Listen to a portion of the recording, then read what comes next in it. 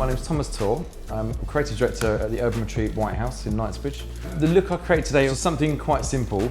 She's got quite fine hair, so it's quite interesting to get something that gives me a little bit more body with the hair, a little bit more movement, something that's quite natural, suits her face shape, works with her cheekbone structure. After I'd shampooed and conditioned the hair, I used a large wet detangler to basically take out all the knots from the hair, to smooth it out and get it ready for styling.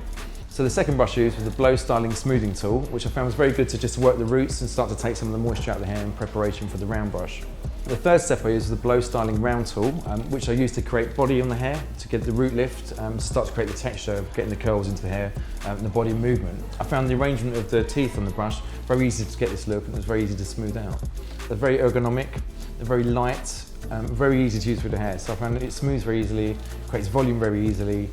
And so in the final step, I used the back combing hairbrush, which is very good just to kind of give some little definition, create a little bit of root lift to finish and smooth the style up. I think it's quite a good look for the party season because it's very easy to recreate. And I think one thing that we do as hairdressers is giving somebody a style that they can manage at home.